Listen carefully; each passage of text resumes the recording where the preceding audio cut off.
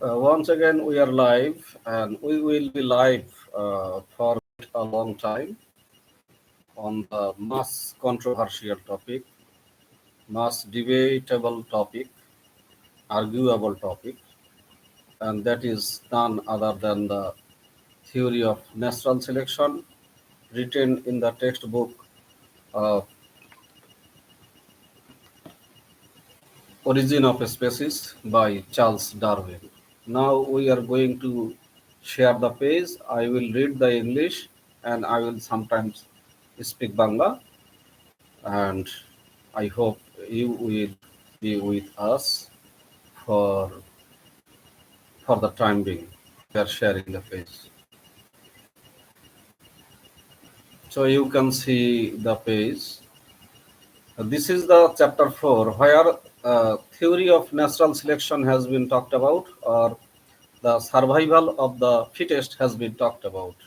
It's in the chapter 4 of the book Origin of Species, and I am reading the text, sixth edition of the book, and it was published in 1872.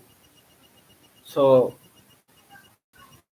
without making any delay, let's have a reading of the text.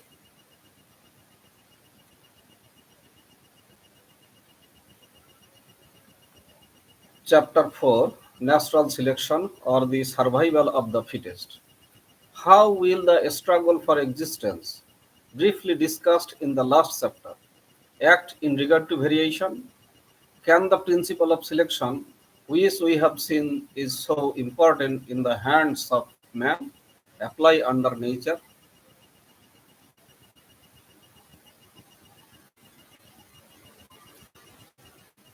I think we shall see that most efficiently.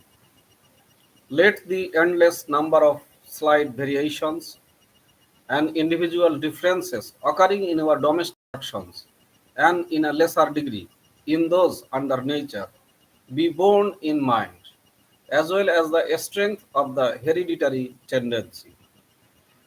Under domestication, it may be truly said that the whole organization becomes in some degree plastic, but the variability which must universally meet with in our domestic productions is not directly produced, as Hooker and Asha Gray have well remarked, by man. He can neither originate varieties nor prevent their occurrences. He can preserve and accumulate such as do occur. Unintentionally, he exposes organic beings to new and changing conditions of life, and variability ensues. But similar changes of conditions might and do occur under nature. Let it also be borne in mind how infinitely complex and close fitting are the similar changes of conditions might uh, are the mutual relations of all organic beings to each other to their physical conditions of life, and consequently what infinitely varied diversities of structure might be of use to each being under changing conditions of life. Can it then be thought improbable, seeing that variations useful to man have undoubtedly occurred, that other variations useful in some way to each being in the great and complex battle of life should occur in the course of many successive generations? If such do occur, can we doubt, remembering that many more individuals are born that can possibly survive, that individuals having any advantage, however slight, over others would have the best chance of surviving and of procreating their kind? On the other hand, we may feel sure that any variation in the least degree injurious would be rigidly destroyed. This preservation of favorable individual differences and variations, and the destruction of those which are injurious, I have called natural selection or the survival of the fittest. Variations neither useful nor injurious would not be affected by natural selection and would be left either a fluctuating element we see in certain polymorphic species or would ultimately become fixed owing to the nature of the organism and the nature of the conditions. So, dear reader, we would like to remind you that chapter 4 of the great book, arguable book, Origin of Species edition, written by Charles Darwin, the naturalist.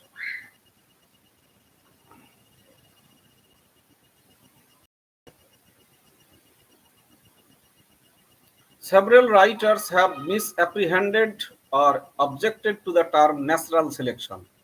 Some have even imagined that natural selection induces variability, whereas it implies only the preservation of such variations as arise and are beneficial to the being under its conditions of life. No one objects to agriculturists speaking of the potent effects of man's selection. In this case, the individual differences given by nature, which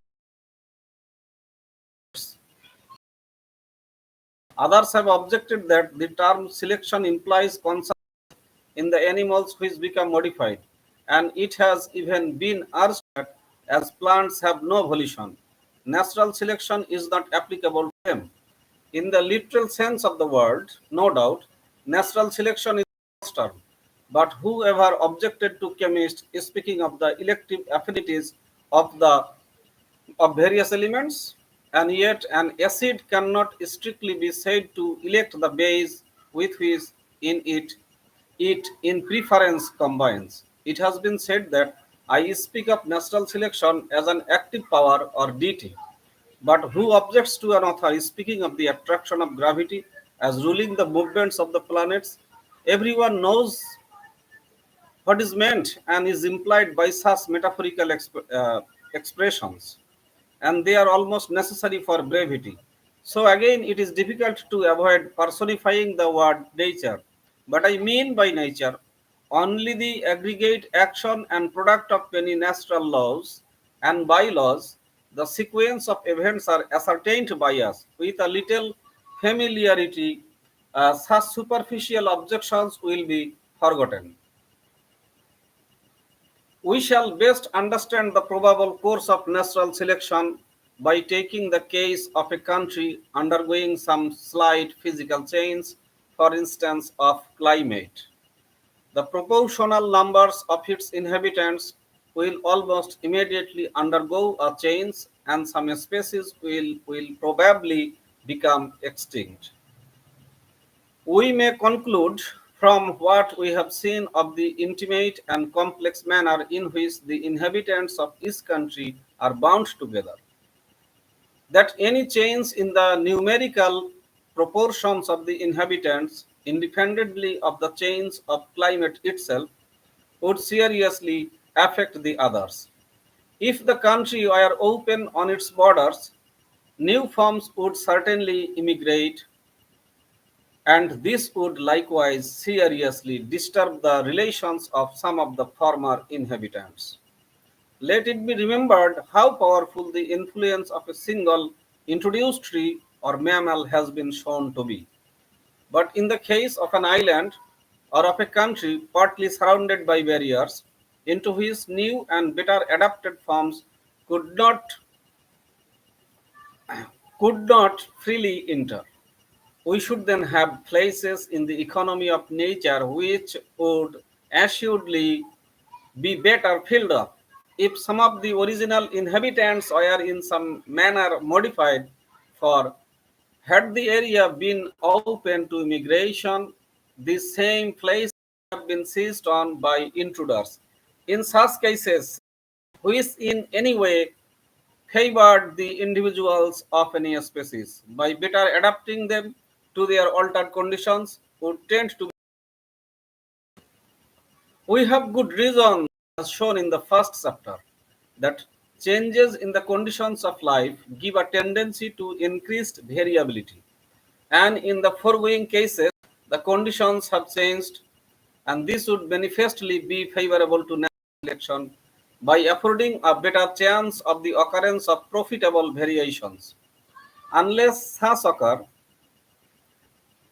natural selection can do anything. Under the term of variations, it must never be forgotten that mere individual differences are included, as man can produce a great result with his dominant by adding up in any given direction individual differences, as of so could natural selection by but far more easily from having incomparably longer time for action.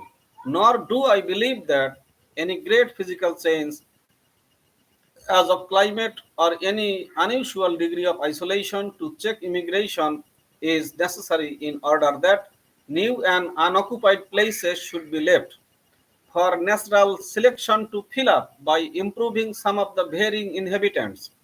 For as all the inhabitants of each country are struggling together with nicely balanced forces, extremely slight modifications in the structure or habits of one species would often give it an advantage over others, and still further modifications of the same kind would often still further increase the advantage. As long as the species continued the same conditions of life and profited by similar means of subsistence and defense. No country can be named in which all the native inhabitants are now so perfectly adapted to each other and to the physical conditions under which they live, that none of them could be still better served. For in all countries, the natives have been so far conquered by naturalized productions that they have allowed some foreigners to take first firm possession of the land. And as foreigners have thus in every country beaten some of the natives, we may safely conclude that the natives might have been modified with advantage so as to have better resisted the intruders. So, dear audience, we are talking, we are reading the text of Origin of Species, chapter 4, named Natural Selection or the Survival of the Fittest.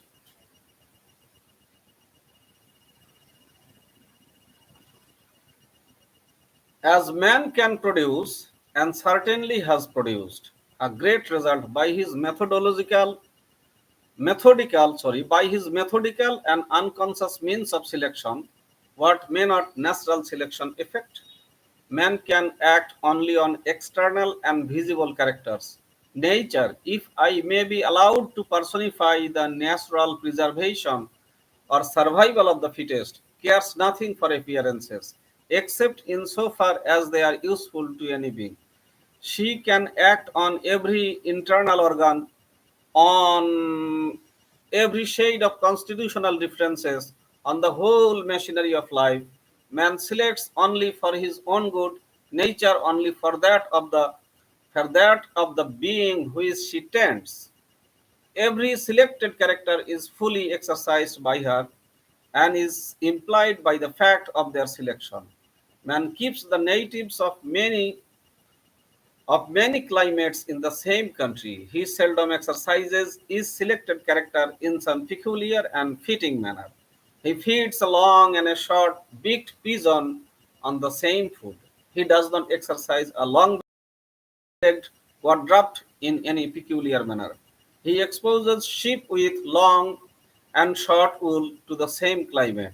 He does not allow most vigorous males to struggle for the females.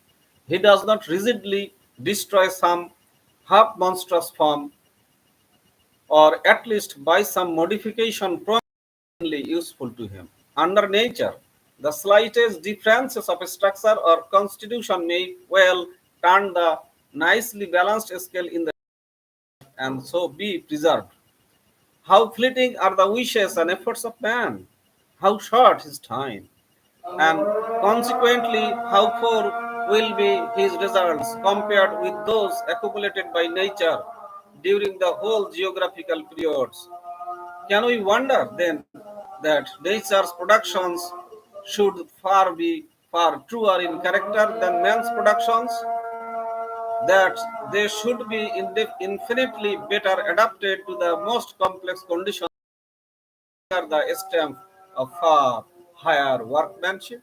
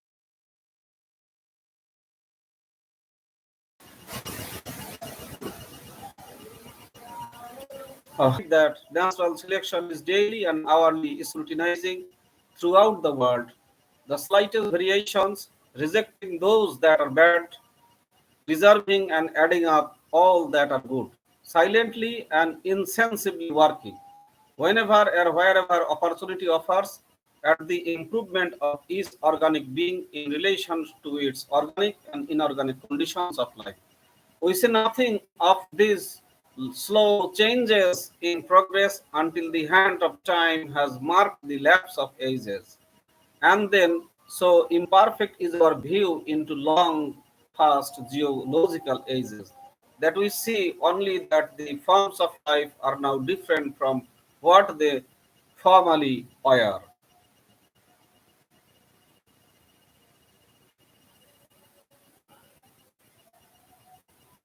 In order that any great amount of modification should be effected in a species, a variety when once formed must again, perhaps after a long interval of time, vary or present individual differences of the same favorable nature as before. And these must be again preserved and so onwards step by step. Of the same kind perpetually recur be considered as an unwarrantable assumption. But whether it is true, we can judge only by seeing how far it and explains the general. On the other hand, the ordinary belief that the amount of possible variation is a strictly limited quantity is likewise a similar assumption.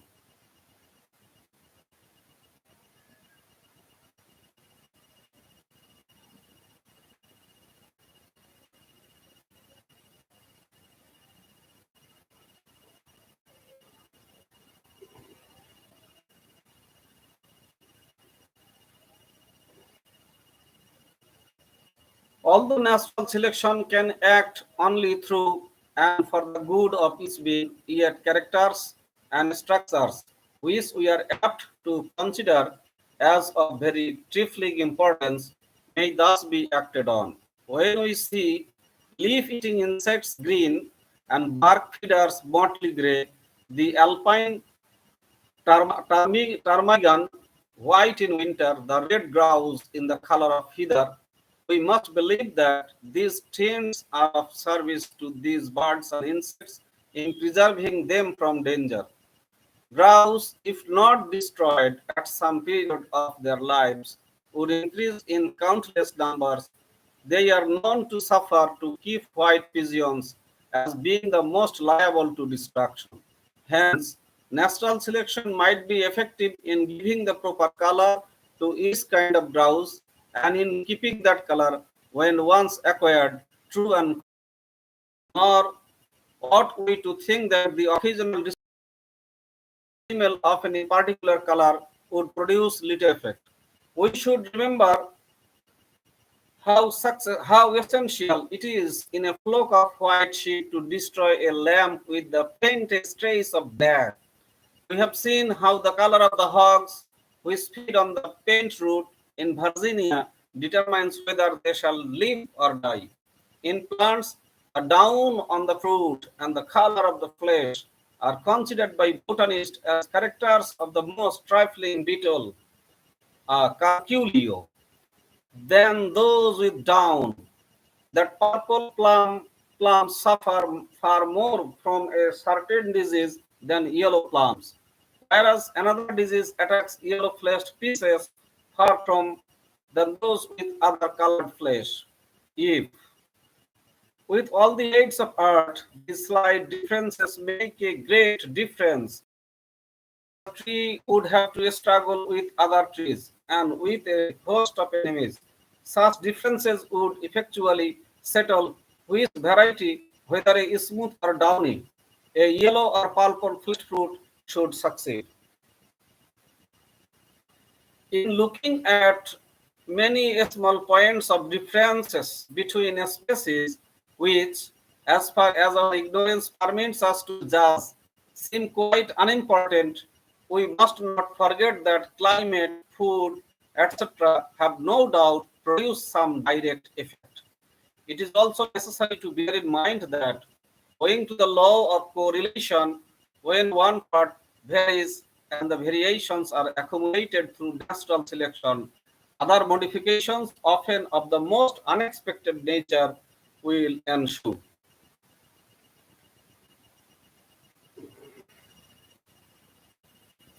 As we see that those variations which under domestication appear at any particular period of life tend to reappear in the offspring at the same period.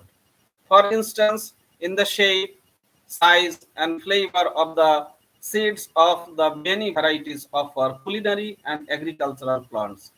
In the caterpillar and cocoon stages of the varieties of the silkworm, in the eggs of poultry, and in the color of the down of their chickens, in the horns of our sheep, and to act on and modify organic beings at any age by the accumulation of variations profitable at that age and by their inheritance at a corresponding age. It profit a plant to have its seeds more and more widely disseminated by the wind. I can see no greater difficulty in this being effected through natural selection than in the cotton planter increasing and improving by selection the down in the pod trees. Natural selection may modify and adapt contingencies concern the mature insect. Modifications may affect through correlation the structure of the adults. So, but in all cases, natural selection will ensure that they shall not be injurious. For if they were so, the species would become extinct.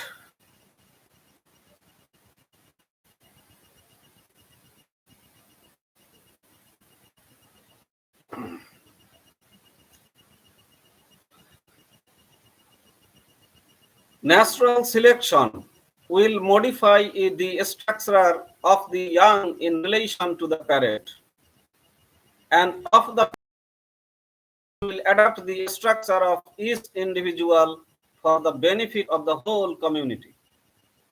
If the community profits by the selected chains, what natural selection cannot do is to modify the structure of one species without giving it any advantage for the good of another species. And though statements to this effect may be found in works of natural history, I cannot find one case which will bear investigation. A structure used only once in an animal's life, if of high importance to it, might be modified to any extent by natural selection. For instance, the great jaws possessed by certain insects, used exclusively for opening the cocoon or the hard tip to the beak of unhatched birds, used for breaking the egg. It has been asserted that of the best short beak, a greater number perish in the egg, so that fanciers assist in the act of hatching. Now, if nature had to make the beak of a full grown, it would be very slow, and there would be simultaneously the most rigorous selection of all the young birds within the egg, which had the most powerful and hardest beaks. For all with weak beaks would inevitably perish, and more delicate and more easily broken shells might be selected. The thickness of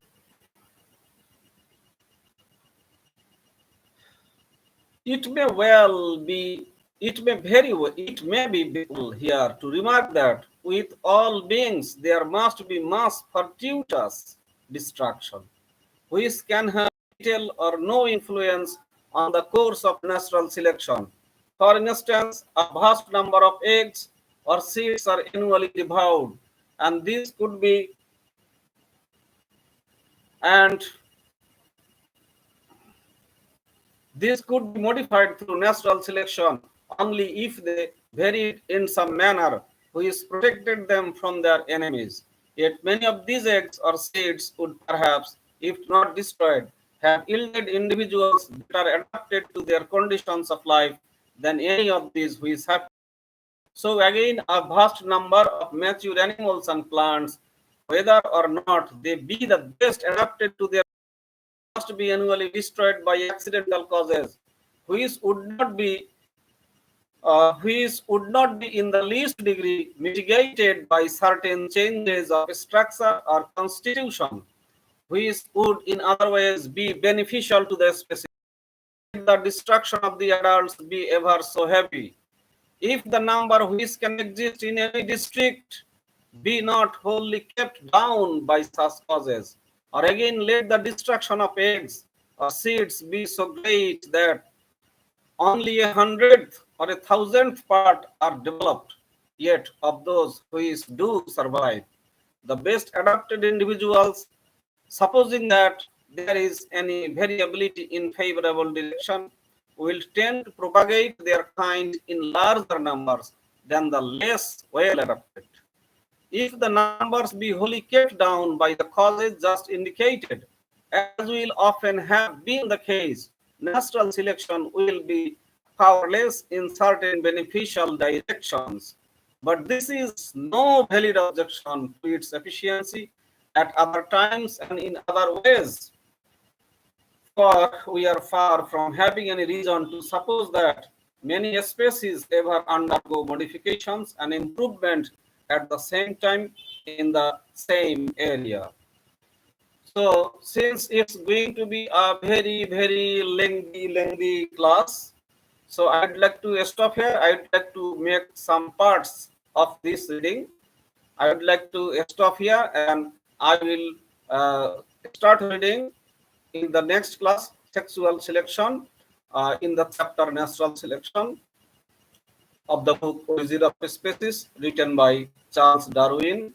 And thank you for being with us. Thank you for reading the text with me. Thank you for listening the text with me. Thank you. Bye bye. I will be once again after few minutes. I will be live.